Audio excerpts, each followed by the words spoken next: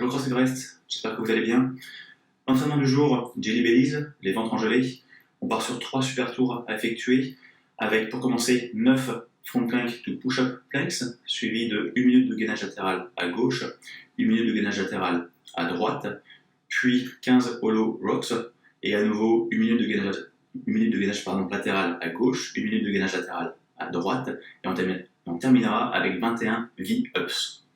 Les supersets, le but ça va être de minimiser le temps de transition entre chaque station de travail. Donc essayez de rester le plus possible en tension, sans notion de chronomètre, sans notion de score, juste essayez de rester le plus possible en mouvement, en tension sur l'ensemble du tour. Après chaque tour, vous avez 2 minutes de récupération. On commence avec les front plank to push-up planks, donc départ sur les coudes. Pensez bien à venir engager les abdos, contracter les fessiers et tendre les jambes. On passera ensuite sur les mains, ça fait 1 répétition. On repasse sur les coudes, puis à nouveau sur les mains, ça fait 2 répétitions. On enchaînera pour avoir en tout 9 répétitions.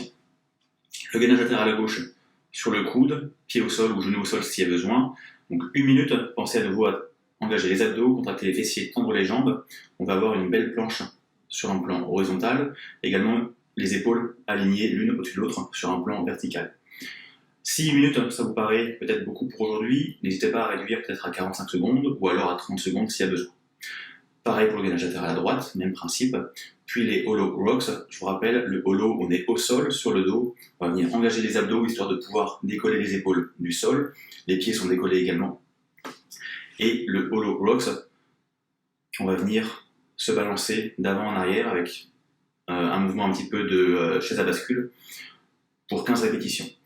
Si jamais les 15 répétitions sont un peu dures pour aujourd'hui, n'hésitez pas à passer sur du hollow hold. Donc les bras sont tendus derrière, les jambes sont tendues devant, toujours les épaules qui décollent du sol, pareil pour les pieds, et on tient peut-être 30 secondes, 45 secondes ou 1 minute si possible. Deuxième option, s'il y a besoin, n'hésitez pas à ramener les mains au niveau des hanches pour réduire un petit peu le levier et avoir un peu moins de contraintes sur les abdominaux. Troisième option, toujours les mains au niveau des hanches et on va en plus lever le genou pour le ramener également au niveau de la hanche et réduire encore un peu plus le levier. Je vous montrerai ça un petit peu après. On repart sur le gainage à gauche, le gainage à droite, toujours 1 minute. Pareil, si besoin, n'hésitez pas à réduire le temps de travail.